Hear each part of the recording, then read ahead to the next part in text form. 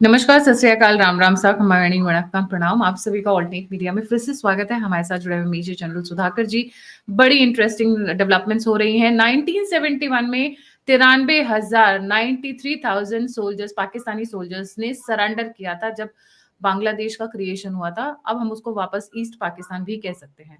और कुछ वैसी ही सिचुएशन दोबारा हो गई है, क्योंकि पाकिस्तानीज इन मास सरेंडर कर रहे हैं। जब बात होती है अफगानिस्तान के साथ लड़ने की, दुरंद लाइन के ऊपर घमासान मचा हुआ है इस वक्त का। हम अभी मैप्स भी दिखाएंगे किस तरीके से दुरंद लाइन के ऊपर ही सारी चीजें वापस हो रही हैं। और वहां पर पाकिस्तानी सोल्जर्स रो रो कर कह रहे हैं, अफगानियों ने जिनको कैप्चर किया हुआ है, रो रो कर कह रहे हैं, सर हमें छोड़ दीजिए, सर हमें जाने दीजिए, हम तो एक ही दीन के हैं, हम तो एक ही मान के। एक मैडम की वीडियो वीडियो वायरल हो रही है जो पाकिस्तान की है। कैसी गंदी हरकतें कर रहे हो आप, क्यों ऐसे भारत के बहकावे में आ रहे हो आप, क्यों? पाकिस्तान तो आप और हम एक ही दीन के हैं। बट देखिए, ऐसी वीडियोस का कोई फर्क नहीं पड़ता है, ये मजे लेने के लिए ठीक है। But the fact remains, Durand मिटने वाली है और पाकिस्तानी सोल्जर्स ने सरेंडर करना शुरू कर दिया है। इन मास सरेंडर हो रहा है। सर, हमारे पास बहुत सारी डेवलपमेंट्स हैं आज, जैसा कि अभी आपने मेरे को ऑफ द रिकॉर्ड बताया। आखिरी तक बने रहिएगा और आगे बढ़ने से पहले लाइक, सब्सक्राइब और शेयर करना नहीं भूलिएगा। और अगर ये वीडियोस देखनी है, इन मैडम की रोती रोती मोटे मोटे आंसू वाले से ग्लिसरीन डाल के आंसू निकाले हो, पता चल रहा है। इस तरीके की वीडियोस देखनी है, politically motivated and also of different types, तो हमारे इंस्टाग्राम हैंडल को जाइए और फॉलो करिए। उसके साथ साथ एक्स के ऊपर, ट्विटर के ऊपर हमारा alternate media x and Gayatri TM, दोनों हैंडल्स के ऊपर लगातार वीडियोस जा रही हैं। This is a turning point, क्योंकि मुझे ऐसा लगता है नए साल से पहले पीओजे के भारत में होगा, ऐसी फीलिंग आ रही है। और ऑपरेशन सिंदूर 2 बेशक नाम नहीं दिया, पर ऐसा लग रहा है कि वेस्टर्न साइड से ऑपरेशन सिंदूर 2 इस वक्त चल चुका है। कल अफगानिस्तान के या तालिबानी फॉरेन मिनिस्टर ने सीधे सीधे बोल दिया, we recognize the territorial sovereignty of Bharat over Jammu and Kashmir. Pakistan occupied Jammu and Kashmir, game बदल चुकी है। Sir, a very warm welcome on the show, the platform is yours. जी sir. Thank you. Thank you, Gayatri. Thank you once again for inviting me for your show. Back to back, rather, I would say. We had one in the morning, and now this is very important when you compare it with Gaza and Israel.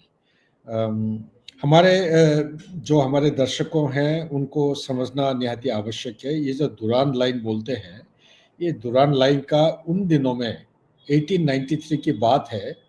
दुरान एक उनकी secretary हुआ करते थे British India empire की, मटिरेंड दुरान। तो उनको भेजा गया था ये लाइन खींचने के लिए। उस समय ये एक्चुअली एंग्लो अफगान वॉर जो है वो वन हुआ था 1839 टू 1842, टू हुआ था 1878 टू 1890। इसमें पार्शियल सक्सेस मिला था ब्रिटिश इंडिया एम्पायर को, और इसी के आखिरी में उन्होंने नेगोशिएट करके एक लाइन खींचना चाह रहे थे, क्योंकि उनको डर था सोवियत यूनियन की जो एक्सपेंशन है, स्फीयर ऑफ इन्फ्लुएंस, ये बढ़ती आ रही थी। उनको डर ये था कि हिंदुस्तान बॉर्डर के साथ वो छू ना ले, तो इसलिए जल्दीबाजी वो कुछ एक बॉर्डर खींचना चाह रहे थे अफगानिस्तान के साथ। वो था 100 साल का रेलिवेंस और इसका एप्लीकेबिलिटी। वो 100 साल खत्म हो गया है 1993। इन द मीन टाइम पिछले 5-6 साल के अंदर पाकिस्तान, ये जो दुरान लाइन है, इसका टोटल लेंथ है, पाकिस्तान अफगानिस्तान के बॉर्डर को दुरान लाइन कहते हैं। टोटल डिस्टेंस है 2640 किलोमीटर अप्रोक्सीमेटली। 5-10 किलोमीटर ऊपर नीचे हो सकता है, बट एक्चुअली इतना ही 2640 किलोमीटर है। और ये जो पूरा बॉर्डर है, इसमें एक हिंदुस्तान का हिस्सा है। हिंदुस्तान का हिस्सा कितना है? 106 किलोमीटर। जो उनकी जो फॉरेन मिनिस्टर है अफगानिस्तान के आए थे तालिबान के, उन्होंने ये व्याख्या करके गए हैं कि हिंदुस्तान का बॉर्डर 106 किलोमीटर अफगानिस्तान के साथ है, जो कि वॉखन कॉरिडोर को टच करता है। तो ये एक बहुत महत्वपूर्ण स्टेटमेंट है हमारे आने वाले पीढ़ियों को। ना केवल आप ध्यान रखिएगा, बल्कि अगर गायत्री मैडम ने जो अभी बताया है, बयान दिया है, अगर इस दिसंबर तक नहीं हो पा रहा है, तो उम्मीद हम करेंगे हमारा भविष्य, जो आने वाले पीढ़ी है, ये पाकिस्तान ऑक्यूपाइड जम्मू एंड कश्मीर को, जिसका 1994 में पार्लियामेंट ऑफ इंडिया में रेजोल्यूशन पास हुआ है, इसको वापस लेना है। ये हमारा है, ये हमारा हक है। ये हर हिंदुस्तानी नागरिक को इसी प्रयास में सबको काम करना चाहिए और इसको वापस जल्दी से जल्दी लेना चाहिए ना। इसी को मद्देनजर रखते हुए चंद एक चीजों को मैं हाईलाइट करना चाहता हूं। पाकिस्तान ने एक फेंसिंग बनाया था ये 2021 2022 तक मेरे ख्याल से कंप्लीट हुआ था। लेकिन ये पश्तून जो है तालिबान अफगानिस्तान के और तहरीक तालिबान पाकिस्तान, ये दोनों तरफ जो जगह है ये पश्तूनस्तान बोलते हैं। पश्तून डोमिनेटेड इनके पाकिस्तान के अंदर है 14.6% ऑफ टोटल पॉपुलेशन, और अफगानिस्तान का देखेंगे करीब करीब 44% है पश्तून जाति के लोग हैं। तो ये जो दोनों बॉर्डर, ये दुरान लाइन के दोनों तरफ ये बटे हुए हैं, जो कि इसीलिए शुरू से ही ये इसको मानते नहीं है और कहते हैं ये दुरान लाइन आर्टिफिशियल था। इन एनी केस अगर आप लीगली मानते थे, टेक्निकली मानते थे, उसका 100 साल पूरा हो चुका है। ये फेंसिंग को हम नहीं मानते हैं। जब फेंसिंग बरकरार था तो उस समय 235 क्रॉसिंग प्लेसेस होते थे, लेकिन ये कोविड का टाइम में ये उसके बाद धीरे धीरे धीरे धीरे जब उनका थोड़ा सा वायलेंट एक्टिविटी बढ़ते गया, इन्होंने क्रॉसिंग प्लेसेस को कम करके 16 तक ले आए हैं।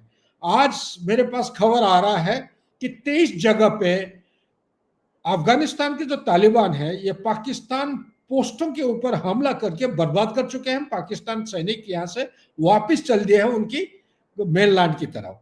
इसी तरह पाकिस्तान क्लेम कर रहा है कि 6 से 7, जो कि मैं मानने के लिए तैयार नहीं हूं, क्योंकि अफगानिस्तान का तालिबान इनकी ताकत जिनता है उनसे ज्यादा उनका मनोबल 3 चीजों की वजह से है।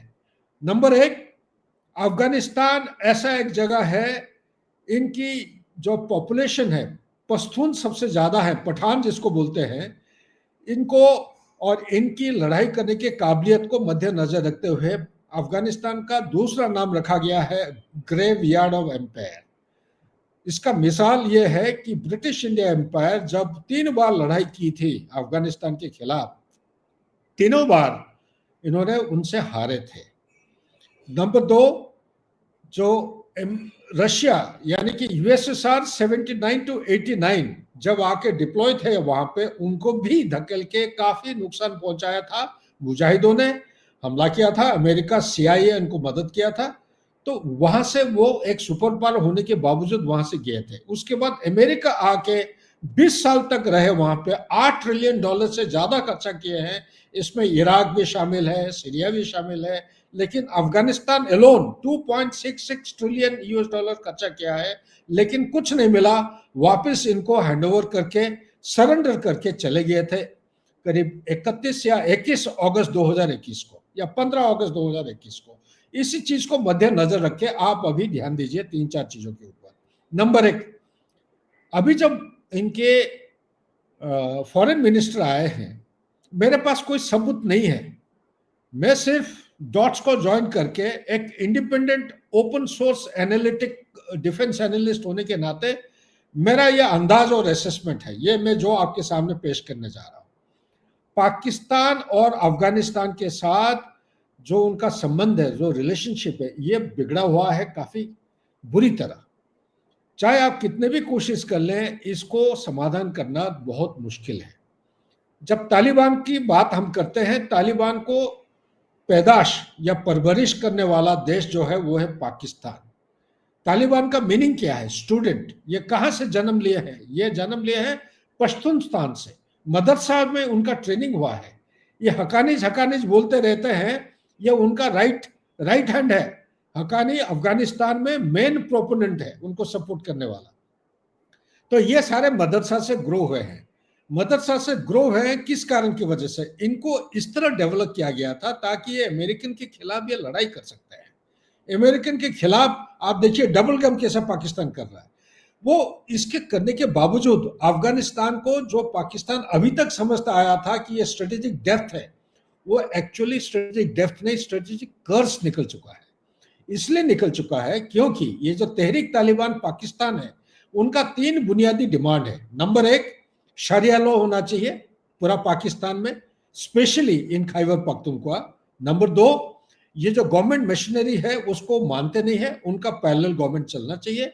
और नंबर 3, सबसे अहम चीज है, वो दुरान लाइन को नहीं मानते हैं, वो फेंसिंग को तोड़ के उसको डिसलॉज करना चाहते हैं। दोनों तरफ जब बंटे हुए हैं खैबर पख्तूनख्वा, इन दोनों को मिलाना चाहते हैं। यहीं पे इनका डिमांड आता है अफगानिस्तान का, जहां मेरे अंदाज के मुताबिक शायद यह बातचीत कुछ हुई होगी भारत के सरकार के साथ, और उस बातचीत में एक पहलू जो डिस्कशन हुआ होगा वो है खैबर पख्तूनख्वा को अफगानिस्तान किसी भी तरह साम दाम दंड भेद करके उसको रीइंटीग्रेट करना चाहता है। जब रीइंटीग्रेशन की बात होती है, पाकिस्तान के अंदर खैबर पख्तूनख्वा का राजधानी यानी कि कैपिटल है पेशावर, तो पेशावर ही जाएगा। पेशावर रावलपिंडी से ज्यादा दूर नहीं है, और पेशावर इस्लामाबाद भी ज्यादा दूर नहीं है। अगर पेशावर चला जाता है तो आप अंदाज लगा सकते हैं, तो पाकिस्तान बिल्कुल हिल जाएगा। यह बहुत एक छुपा हुआ एक समझौता होने का काफी अंदेशा है। मेरे समझ के मुताबिक यह डिस्कशन हुआ होगा। अगर डिस्कशन हुआ है तो इसका नतीजा आप धीरे धीरे आने वाले समय में आपको देखने में मिलेगा। इसी के साथ मेरा यह भी दिल कह रहा है कि भारत की तरफ से एक प्रपोजल पाकिस्तान ऑक्यूपाइड जम्मू कश्मीर ये वापस लेने का अफगानिस्तान तालिबान के साथ शायद डिस्कशन होने का मुझे उम्मीद है और आशा भी मैं करता हूं। अगर नहीं किए हैं, मैं भारत की सरकार को यही अर्ज करूंगा कि कोई बुराई नहीं है। लड़ाई में बोलते हैं ना कि everything is fair in love and war. तो अगर पाकिस्तान हमारे पहलगाम में आके 26 इनोसेंट सिविलियंस को मार के जा सकता है, उनके जो टेररिस्ट हैं, तो हमारा जो हक है, ये ज्योग्राफिकल पीस ऑफ लैंड है, ये हमें वापस लेना निहाती आवश्यक है, जिसके बारे में पार्लियामेंट में रेजोल्यूशन लेने की है। तो तालिबान की मदद लेते हुए इसको अगर हम ले सकते हैं, इससे बड़ा एक्चुअली अचीवमेंट हिंदुस्तान के लिए 21st सेंचुरी में नहीं हो सकता है कोई चीज। ये दो चीजें। तीसरा चीज यहीं पे मैं हाईलाइट करना चाहता हूं, आज के दिन में पाकिस्तान का परिस्थिति क्या है, हमें इसको समझना पड़ेगा। तालिबान जो अफगानिस्तान की बात करते हैं, चंद एक दिनों पहले उन्होंने एरियल अटैक किया है, एयर बॉम्बिंग किया है काबुल से चंद किलोमीटर दूर।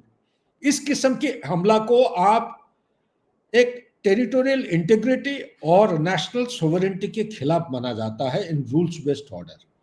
कोई बिना परमिशन एयर स्पेस वायलेशन करके अफगानिस्तान के अंदर जाके तहरीक तालिबान पाकिस्तान का जो लीडर है मसूद, उसको टारगेट करते हुए, वो जिंदा है बाय द वे, मरा नहीं है, उसका आपको मिल जाएगा, वायरल हो रहा है वो वीडियो, अफगानिस्तान से आने लगा है, वो जिंदा है। उसका बेटा वो टारगेट हो गया, बेटा मर गया है, तो उसको मारने की वो कोशिश कर रहे थे, वो सक्सेसफुल नहीं हुआ है। अफगानिस्तान के जो तालिबान लीडर्स हैं वो कह रहे हैं तहरीक तालिबान पाकिस्तान ना उनके इलाका में है, ना कभी वो अलाउ करेंगे, ये उनका ऑफिशियल पोजीशन है।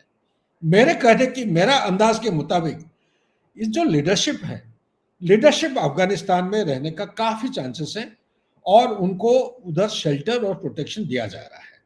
ये एक में क्लियर करना। नंबर 2, तालिबान का सबसे बड़ा दुश्मन जो है वो है आइसिस खोरसन। आइसिस खोरसन कौन है? आपको याद होगा 2017 को सीरिया और इराक के अक्रॉस में आइसिस का कैलिफेट था, 262 किलोमीटर कैलिफेट। कैलिफेट का मतलब इमेजिनरी एक कॉरिडोर, एक लाइन था जिसके ऊपर आइसिस पूरा एकदम उसका स्फीयर ऑफ इन्फ्लुएंस बढ़ गया था, और इसको उन्होंने बर्बाद किए थे। और बर्बाद करने के बाद ये आइसिस का जो कंपोनेंट है कुछ नॉर्थ वेस्ट अफ्रीका की तरह चले गए, या सेंट्रल अफ्रीका की तरह, जो सहल रीजन आज बोलते हैं। सहल रीजन अफ्रीका में 10 देशों इसमें गिने जाते हैं, और वहां पे फैले हुए हैं। और कुछ है जो मोरक्को और इथियोपिया, सोमालिया, इस तरह भी कुछ फैले हुए हैं। कुछ है इनमें से आइसिस ग्रुप के जो आपको लेवांटे रीजन होता है, सीरिया, आपका इजराइल के मेडिटेरियन कोस्ट, और आपका जॉर्डन थोड़ा सा एरिया है, टर्की का भी कुछ हिस्सा है, ये सारे मिलके उसको लेवांटे।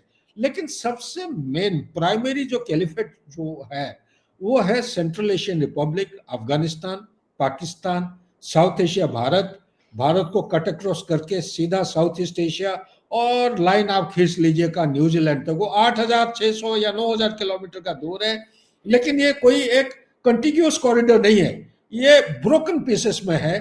इनका इरादा ये था 2014 को, ये एक प्लान उन्होंने इतला किए थे पूरा विश्व के सामने कि ये ग्लोबल कैलिफेट बनाएंगे, और ग्लोबल कैलिफेट उनसे बना नहीं।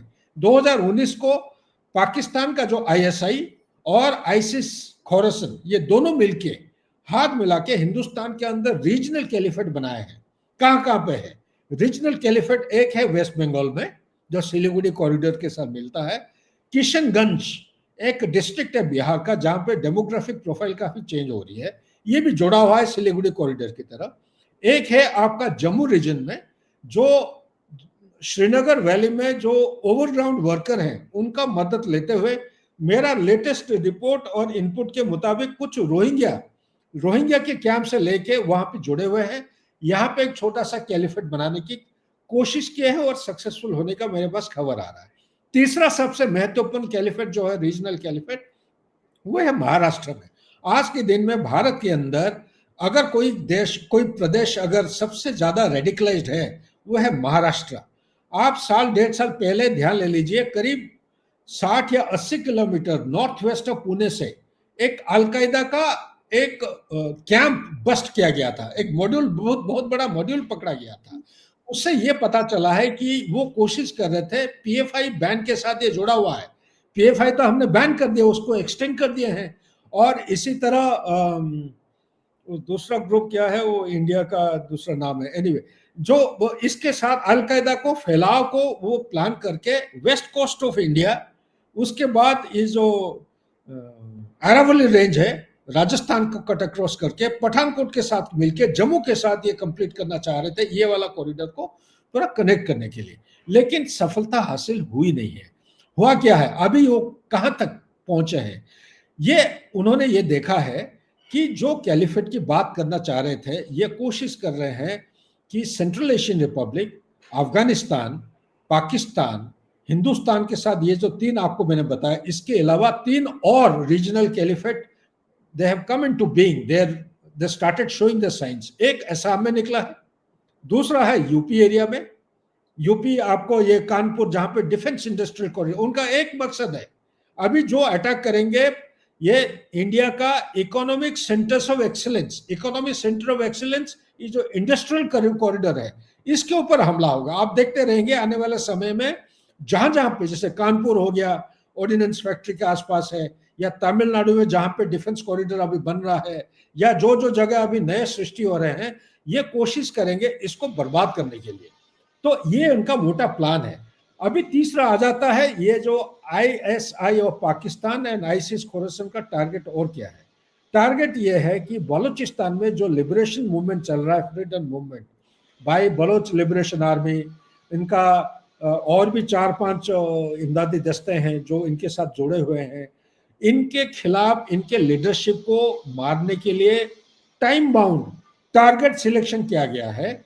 और आईएसआई पाकिस्तान प्लस लश्कर e Taiba plus ISIS Khorasan, ये तीनों मिलके बलूचिस्तान में ऑलरेडी ये इंडक्ट हो चुके हैं। पैसा कहां से आ रहा है? पैसा बलूचिस्तान में आज के दिन में पॉपी कल्टीवेशन काफी मात्रा में हो रहा है, और नार्कोटिक्स प्रोडक्शन के लिए उनके जिनको सिखलाई पहले से था अफगानिस्तान से, वो माइग्रेट होकर बलूचिस्तान में आ गए हैं। हमारा सर क्रीक एरिया के बीच में से ये इनकी हिंदुस्तान के अंदर नार्कोटिक्स और हेरोइन वगैरह सबको सप्लाई किया जा रहा है, प्लस ड्रोन की मदद से भी सप्लाई किया जा रहा है। अलग अलग किस्म, अलग अलग ग्रेड सप्लाई हो रहे हैं। तो इससे उनको पैसा आमदनी होता है। इस पैसे से इस मूवमेंट को वो आगे बढ़ाना चाहते हैं। और सबसे लास्ट पॉइंट यहीं पे मैं खत्म करना चाहूंगा कि ये जो आईसिस खोरासान है, आईएसआई है और लश्कर ए तैयबा है। लश्कर ए तैयबा आप सबको पता होगा, ये उनको शिफ्ट किया गया है। पहले जहां मुरिदके में था लोकेशन हेडक्वार्टर, मुरिदके से निकाल के हटा के उसको बॉर्डर ले गया, अफगानिस्तान बॉर्डर दुरान लाइन के आसपास 46 किलोमीटर दूर। वहां पे उनका टक्कर चल रहा है मुजाहिदों के साथ, क्योंकि शुरू से उनका दुश्मनी है। मुजाहिद जब मैं बोलता हूं, इसके साथ ये सारे जोड़े हुए हैं, तहरीक तालिबान पाकिस्तान और Lashkar e Taiba. They don't see eye to eye. आपस में अपना जो एरिया ऑफ डोमिनेंस है, वहां पे कोई बाहर से कोई आते हैं ग्रुप, एक दूसरे को कोई अलाउ नहीं करता है। तो इसी के वजह से आईएसआई के सामने एक बड़ा चुनौती आ गया है, दोनों ग्रुप के बीच में कैसे समझौता करना है। और टेररिस्ट ग्रुप्स को वो शिफ्ट करना चाहते हैं दुरान लाइन की तरफ। यहीं पे जैश ए मोहम्मद का एक ग्रुप, नया ग्रुप निकला है अक्टूबर के महीने में, इसी महीने में, जो विमेन्स कंटिजेंट बोलते हैं। जैश ए मोहम्मद का असाद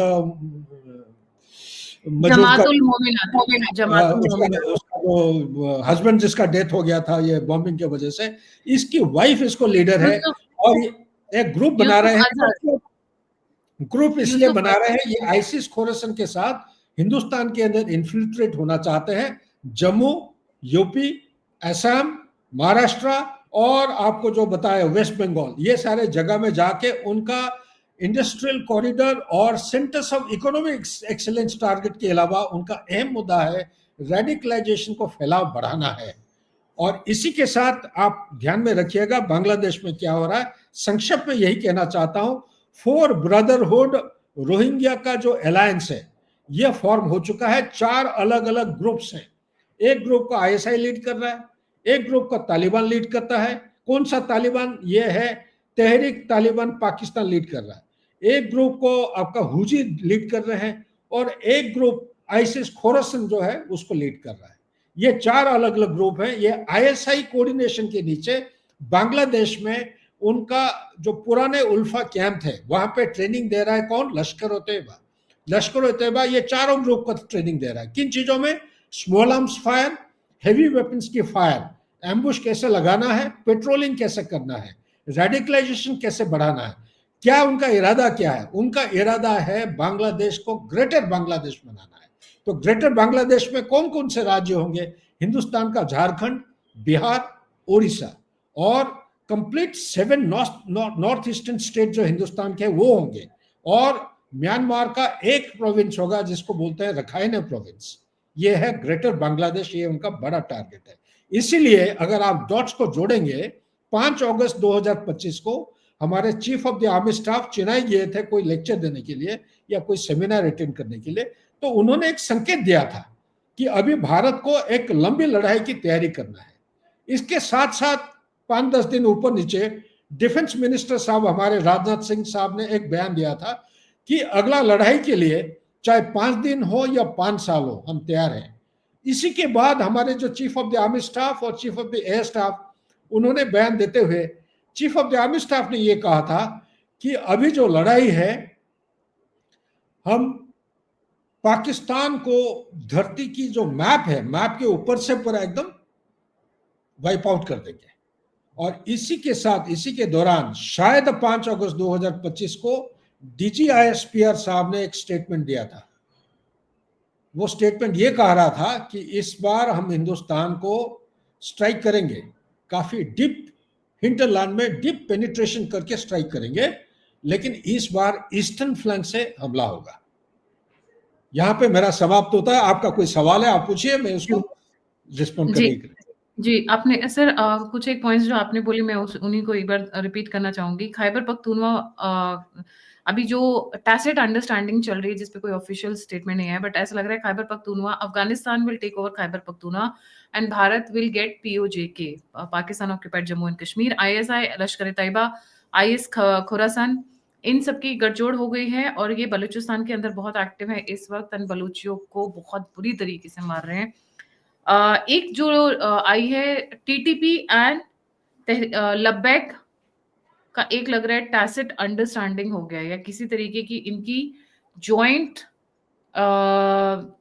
टीमबाजी हो चुकी है, बिकॉज इसके ऊपर भी न्यूज आनी सर शुरू हुई है अभी 2-3 घंटे पहले। जी, लबैक का जो नाम आप ले रहे हैं, ये हमारे व्यूअर्स को समझना पड़ेगा। लबैक क्या? जस्ट क्योंकि Tehreek-e Taliban Pakistan has invited members of the Tehreek-e Labbaik Pakistan to join the TTP amidst recent clashes between the TLP and SFs in Pakistan. बिल्कुल बिल्कुल सही कह रहे हैं। लबैक जो ग्रुप है, इसको किसने क्रिएट किया? ये पाकिस्तान आर्मी की एक संस्था है। पाकिस्तान आर्मी को परिस्थिति मध्य नजर रखते हुए, वातावरण मध्य नजर रखते हुए, कभी लबैक का मदद लेके ये प्रोटेस्ट कर देते हैं, कभी टेररिस्ट अटैक कर देते हैं। ये इनकी लेवरेज, इसका फायदा उठाते हुए उसको यूज करते हैं टाइम टू टाइम। ये इसका पाकिस्तान आर्मी के क्रिएशन है। लेकिन आज के दिन में पाकिस्तान आर्मी का परिस्थिति ऐसा हुआ है, colonel's and below, Pakistan army is divided into 2 groups now. कोई कोई बोलते हैं 3 ग्रुप है। कर्नल्स एंड बिलो एक ग्रुप है, colonel's and above, sorry, brigadiers and above उनका दूसरा ग्रुप है। उनका कर्नल रैंक नहीं होता है, उनका लेफ्टिनेंट कर्नल होता है। जैसे कर्नल लाल चिंदी पहन के हम ये करते हैं, ऐसा नहीं होता है। लेफ्टिनेंट कर्नल, उसके बाद ब्रिगेडियर रैंक आता है। तो brigadier, major general, lieutenant general, ये एक अलग ग्रुप है। और ये कर्नल वाले नीचे हैं वो अलग है। अभी अभी आपको सुनने में मिलेगा एक तीसरा ग्रुप है, कैप्टन से बिलो एक अलग ग्रुप बना दिया है। वो गलत है, वो गलत है। ये कर्नल और नीचे एक पार्टी है जो chief of the army staff की बात को वो एक्सेप्ट नहीं करते हैं। ये ज्यादातर आप देखेंगे इनकी जो लीनिंग है ये एक्चुअली प्रो डेमोक्रेसी, यानी कि Imran Khan by virtue of public mandate के वजह से वो इलेक्ट हुआ था। अभी जो गवर्नमेंट बैठी हुई है वो सिलेक्टेड गवर्नमेंट है, पपेट गवर्नमेंट है। तो ये जो नीचे वाले पॉलिटिसाइजेशन हुआ है, साथ ही रेडिकलाइजेशन भी हुआ है। तो इनकी डिमांड ये है कि भाई आप इमरान खान को किसी भी तरह आप पोजीशन दीजिए, लेकिन जब तक अमेरिका का हाथ इसमें है तब तक वो अलाउ नहीं करेंगे। ये इसी तरह चलते रहेगा। तहरीक तालिबान पाकिस्तान जो है लबेक को अपने गोद में लाने का सिर्फ प्रयास इसलिए कर रहा है क्योंकि आज के दिन में पाकिस्तान के अंदर कंप्लीट जितने भी संस्थाएं हैं, जितने पब्लिक का जो डिमांड है वो कोई फुलफिल नहीं हो रहा है, एडमिनिस्ट्रेशन नहीं है। और जो revolution Pakistan occupied Jammu and Kashmir में ये एक छोटा सा झलक है। इसी तरह मेनलैंड मतलब पंजाब, पंजाब के अंदर ये लबेक वाला पार्टी का बहुत डोमिनेंस था। आज के दिन में पंजाब भी एक डिवाइडेड सोसाइटी हो चुका है और ये अभी गवर्नमेंट को सपोर्ट नहीं कर रहे हैं। ये आपको आप पब्लिक डोमेन में डॉन न्यूज़पेपर में शायद एक आधा आर्टिकल कुछ दिन पहले निकला था और क्रिस्टिन फेयर वो काफ़ी बोल्ड आर्टिकल्स लिखते हैं, उनका अगर पढ़ेंगे आप, आपको डॉट्स को ज्वाइन करना पड़ेगा। पाकिस्तान आज के दिन में डिवाइडेड, इसका मीनिंग ये नहीं है मैं कह रहा हूं कि ये टुकड़ा टुकड़ा हो जाएगा, ये किसी के हित के लिए नहीं है, ना पाकिस्तान के हित के लिए। हाँ, हम काफ़ी हद तक ये समझ सकते हैं हिंदुस्तान के हित के लिए है, क्योंकि ये इंस्टेंटेनियस ग्रेटिफिकेशन देता है हर हिंदुस्तानियों को। पाकिस्तान को पूरा एकदम तोड़ देंगे, भांग देंगे, मार देंगे, इस तरह गुस्से से हम इमोशनली ऐसा स्टेटमेंट देते हैं। ये किसी की हित, हमारे हित के लिए नहीं है। उसका सबसे बड़ा जो चुनौती है हिंदुस्तान के सामने आज के दिन में, दोनों तरफ से आपको रेफ्यूजी क्राइसिस शुरू होंगे। Pakistan occupied Jammu and Kashmir number एक, जो कि आज के दिन में पाकिस्तान का कोई प्रोविंस नहीं है, इनका पार्लियामेंट या असेंबली कोई नहीं है, इनका रिप्रेजेंटेटिव भी पाकिस्तान के पार्लियामेंट में नहीं है। सोशियो इकोनॉमिक डेवलपमेंट नाम के लिए कुछ है ही नहीं, एलोकेशन कुछ है ही नहीं। जो परिस्थिति बलूचिस्तान का है वही परिस्थिति Pakistan occupied JNK plus Gilgit Baltistan का है। आप देखिए मंगला डैम है, वहां पे पानी इन्हीं का है, नदी इन्हीं के एरिया से जा रहा है, इलेक्ट्रिसिटी पैदा यहीं से हो रहा है और सबसे ज्यादा ब्लैकआउट जो है इन्हीं एरिया में हो रहा है। और इलेक्ट्रिसिटी अगर ये 70 पैसा का कीमत था एक समय में, आजकल शायद 2 रुपया 70 पैसा हो चुका है, उनको देना पड़ रहा है पर यूनिट करीब 10 या 15 गुना ज्यादा देना पड़ा है। तो ऐसा हालत में नौकरी आप दे नहीं रहे हो, इलेक्ट्रिसिटी जहां पैदा हो रही है इन्हीं की पानी है, उधर आप दे नहीं रहे हो, ब्लैकआउट हो रहा है, पावर आउटेज या फेलियर हो रहे हैं, एम्प्लॉयमेंट अपॉर्चुनिटी नहीं है, स्कूल नहीं है, रोड्स नहीं है, पीने का पानी नहीं है और राशन की साधन आप नहीं दे रहे हो, एडमिनिस्ट्रेशन कोई नाम के लिए कोई है ही नहीं, telephone blackout, complete email, internet blackout, social platform सारे ब्लैकआउट हैं। ऐसा हालत में आप अभी अभी झलक एक देखे होंगे 10 दिन का, ये झलक और थोड़ा सा ज्यादा इंटेंसिफाई होने जा रहा है और बढ़ती जाएगी। इन चीजों को मद्देनजर, जो मैंने बैकग्राउंड आपको बताया, ये इसका मीनिंग ये नहीं है, मैं अभी भी सरकार को यह सलाह दे रहा हूं, इसको एक अपॉर्चुनिटी समझ के पाकिस्तान ऑक्यूपाइड जम्मू कश्मीर को इतना जल्दबाजी लेने की कोशिश नहीं की। सबसे पहला चीज हमारा अंदरूनी स्टेबिलिटी। तो उसपे जयशंकर जी ने कहा ना, जयशंकर जी का एक बड़ा अच्छा स्टेटमेंट आया था कि हम पाकिस्तान ऑक्यूपाइड जब जम्मू एंड कश्मीर वापस आ जाएगा तो हमें कैसे डील करना है, we will decide. They already have a plan chalked out sir, मुझे ऐसा लगता है। ऐसा नहीं है कि जब आप और मैं बैठी सोशल मीडिया पे बात कर रहे हैं where everybody can listen, so I am sure they also have something in mind, they have already planned it, probably keeping them as a autonomous region or a territory separated from the mainland, कुछ ना कुछ तो तैयारी होगी। तभी जयशंकर जी ने कहा ना कि we also are concern about the, मतलब उनका जो हिंट था, इंडिकेशन था, वी आर ऑल्सो अवेयर कि वहां पे किस तरीके से रेडिकलाइज पॉपुलेशन है, ISI का इन्फिल्ट्रेशन तो ऑब्वियसली होना ही होना है। इसलिए बेस्ट है कि उनको अलग रखकर शायद 10 साल 5 साल जितना भी उनको सही लगेगा, they'll be keeping them away from the mainland. I'm sure they have a plan in motion, but if they have a plan in motion, I think this is the time. वो बोलते हैं ना, जब लोहा गर्म होता है तब हथौड़ा चलाया जाता है, और हथौड़ा ठंडा हो तो ज्यादा अच्छा लगता है, क्योंकि तब अच्छे से मोल्ड किया जा सकता है। जी गायत्री, यहीं पे मैं कहना चाहता हूँ, लोहा गर्म नहीं हुआ है, यह और पिघलने वाला परिस्थिति आने जा रहा है। तो उसके लिए आप इंतजार करिए, जल्दबाज मत करिए, सरकार के ऊपर विश्वास के साथ, ट्रस्ट के साथ छोड़िए।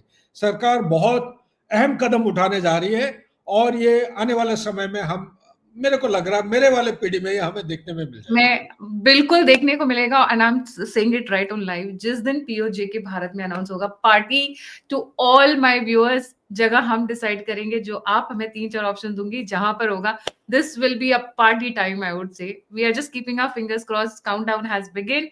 लगता है काउंटडाउन हैज बिगिन, क्योंकि मोदी सरकार में पत्ते खोले नहीं जाते हैं। मतलब उनका जो स्टाइल है ना, सरप्राइज एलिमेंट वाला, चाहे वो खुशी हो या जो भी, जिस तरीके से भी हो, वो बड़े चुपचाप और साइलेंटली काम करते हैं। थैंक बिल्कुल। यू सो मच सर, मजा आ रहा है देखने पे जो बॉर्डर में हो रहा है। इस वक्त बॉर्डर के ऊपर घमासान मचा हुआ है, और जैसे भी पहले पाकिस्तान आर्मी ने सरेंडर किया था, उसी तरीके से सरेंडर करती हुई नजर आ रही है अफगानी फोर्सेस को।